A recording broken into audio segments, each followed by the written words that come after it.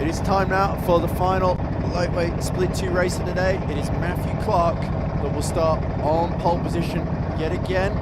Can he finally end the day on a high? Such strong performances, such a strong split 2 field has made that a difficult task then. Away we go in a few seconds time, and that is now. Matthew Clark nails the getaway on the front row. Hugo Ward trying to go around the outside for P2. The pack comes rushing through, and it looks like, Junaid Jones and Josh Wynn side by side, and Travis Keane spins at the first corner. Not the start Travis would have had in mind, and I think somebody else has spun right in front of him as well. But finally, it looks like finally a brilliant getaway from Matthew Clark, but he is under threat for P1 immediately into Ashby hairpin side by side, and please don't tell me Matthew Clark is going to lose the lead. Indeed he is. My goodness, he immediately tries to take it back through Parker's Bend and leaves himself vulnerable. He falls down to P3. My goodness. So already a lot of drama at the start of this one then, as we see side by side for the lead between Ward and is Hugo Ward able to take it? Not quite is the answer to that one. So let's see as they cross the start finish line for the first time. I believe it is Callum Jenkins, Morgan Hill, Matthew Clark, and then Hugo Ward, Matthias Maddox, Litchfield, Junaid Jones, Lewis Middleton, Josh Wynn, and Elliot Keel, your top 10, just ahead of Rizek Kimbon and Emma Ravage. And a big spin. 2 drivers getting caught in the wall at turn 1. I think one of those might be Emma Ravage. So big drama there. And Junaid Jones has crashed into another car at Christmas Corner. They were both sort of head-on collision with one another. That gets cleared up quickly, but that's cost Jones a lot of time. Black flag being shown for kart 29, and that is Dylan He was in P13. I think he was the one who had the contact with Emma Ravage. And that is a shame, because he did look immediately apologetic there. Let her back through, but nevertheless, the race continues. Jenkins still leading Morgan Hill, and then it is Matthew Clark, Hugo Ward, Matthias Maddox. And a spin right behind Dylan Oh dear, 2 drivers bumping into each other there. That must be Hepton and Fallon, I think. Oh dear, and he's stuck on the grass. As we see Matthew Clark under attack into Oblivion Bend. Matthew Clark on the grass, and he's heading for the tyre barriers. Oh my goodness me, it is all absolutely falling apart for Matthew Clark. Round the outside goes Josh Wynn as well. Rizek Kimbon following through, and that of course puts Matthias Maddox onto the podium here. So the order: Jenkins, Hill, Maddox, Ward, Middleton, and Wynn, your top 6. And Josh Wynn, look at this, Matthew Clark still stuck behind Rizek Kimbon. Yellow flag showing on the course somewhere. So it seems to be all clear on my end. So it must have been for the Matthew Clark. The marshal's on track, of course, clearing up the damage from Matthew Clark hitting the tyre wall. Luckily the car seems to be mostly in one piece. Battling very much continuing here. As we see fight further back. Travis Keane still going behind Dylan so not sure if that black flag for Dylan will get rescinded. He spun coming into the boot, and that's let Travis Keane and company through. Meanwhile, there's our top 4 very close together: Jenkins, Hill, Maddox, and Middleton. Middleton taking the fastest lap.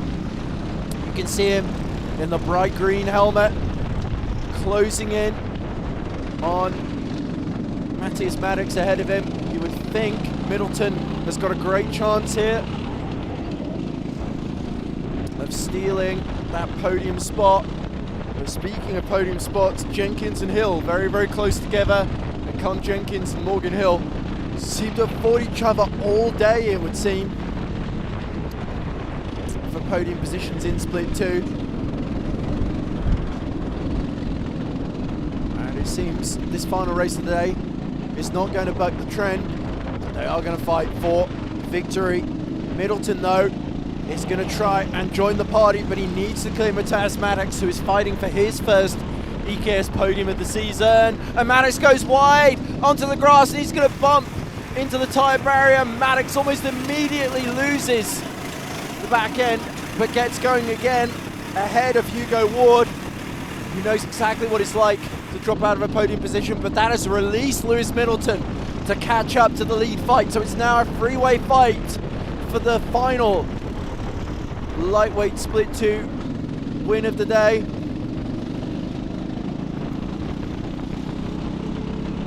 So keep your eyes on the top 3 now as they come towards Chapman.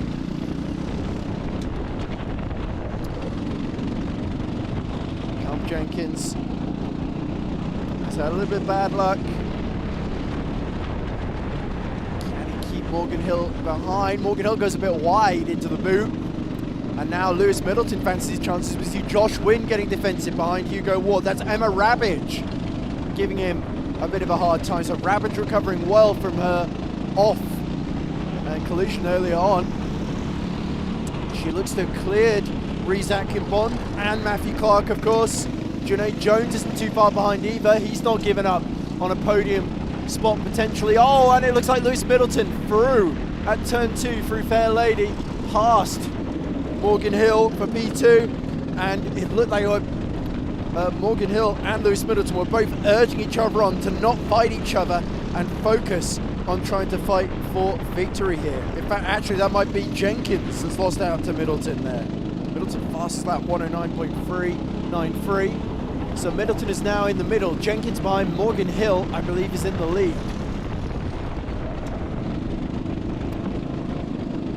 Hill in car number 8. So there we go, looking over his shoulder, and as well he might do, because it looks like Middleton is coming for him. He doesn't want to be man in the middle, he wants to be man in front, as now we see Josh Wynn and Emma Rabbage fighting away to try and pass Hugo Ward for P5 here, and they're forming a bit of a train here. Rees Atkinbond fancies getting back in front of Emma Rabbage.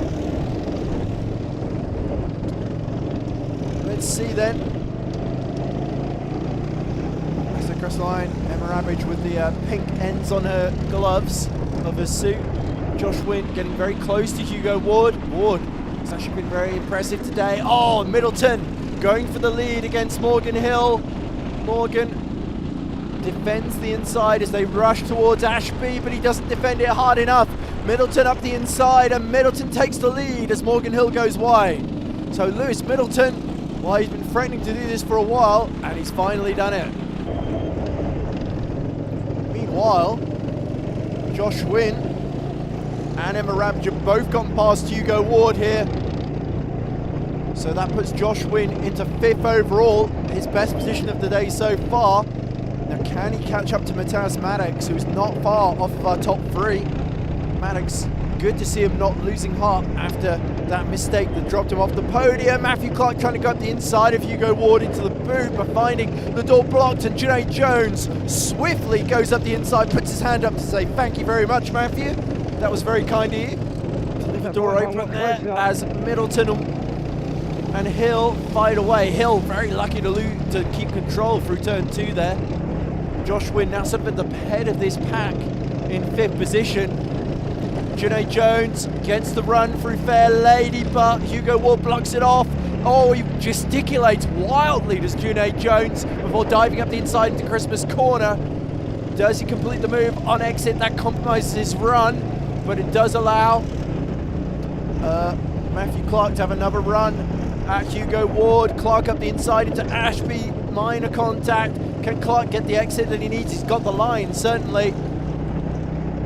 There we go, Matthew Clark gains a position then, so what could have been a very, very good end to the day, sadly for Matthew Clark, he might have to end up being a recovery driver. Oh, look at that, Morgan Hill nearly up the inside into the boot on Middleton, so it is not done yet. Morgan Hill has not taken, losing the lead, sitting down, and Middleton will have to get elbows out here Oh, they both drift into Crook's Corner. That's Josh Wynn and Emma Ravage, Rizak and Bond, and Junaid Jones all together. Rizak and Bond gives a little push to Emma Ravage, but Ravage is right behind Josh Wynn. Oh, look at this. Is that our leaders going side by side? No, I think it's the back markers, sorry. That's Travis Keane losing a place. There are our leaders. Just coming through into Parker's and Chapman now. Emma Ravage still all over the back of Josh Wynn. We've got 1 minute 40 left on the clock here. Oh, Emma Ravage trying to go round the outside through Chapman's on Josh Wynn. That is bold. Gives her a decent exit though as they go down the back straight. Emma Ravage looks to the outside. Josh Wynn defends the inside. Keeps Emma Ravage at bay. Allows Junaid Jones to get up the outside through the boot. But Emma Ravage is not going to be undone. And she sees off the assault from Junaid Jones. So good end to the day from both Ravage and Jones. With Rizak and Bond now watching in arrears as Matthew Clark's still keeping Hugo Ward at bay. 1 minute left to go on the clock. Oh dear, somebody's in the wall. Who is that? It's Josh Wynn. No, Josh, our former commentator. Well, commentator is cursed, I'm afraid. He was holding fifth for so long and he has done the mistake that so many have done in this race. He's backed it into the tyre wall at turn 2 where a lot of the standing water is. So that is a disappointment for him, but for Lewis Middleton in the lead of the race, he has got the gap he needs. 30 seconds left on the clock. We're not far away from what should be the final lap of the race. And you can see actually third place starting to heat up again. Jenkins under attack from Matthias Maddox. As Rizak and Bond is all over the back of Junaid Jones too. And the fight forward is now P6. Emma Ravage resolutely holding on to P5. Matthias Maddox tries to look to the outside on Callum Jenkins. And Jenkins desperately defending his podium, but he leaves the door open into turn 2. And Matthias Maddox, after getting it wrong earlier on, redeems himself for a very solid manoeuvre up the inside. And at the final opportunity that he might have had there as well. So now the order is Middleton, Hill, Maddox, Jenkins, Ravage, Jones, Akinbond, Clark, Ward, and Josh Wynn still going in 10th, I believe. Oh, Rizak and Bond still over the back of Junaid Jones.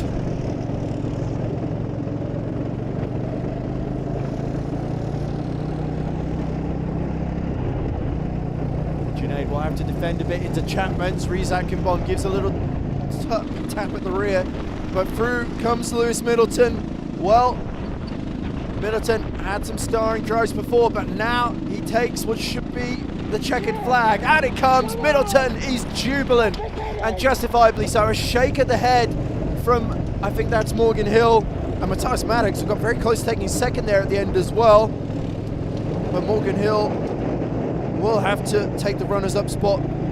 Matthias Maddox takes third, Jenkins takes fourth, Emma Ravage takes the final lap right at the end, and with it, 5th position. A very, very good final race of the day from Emma.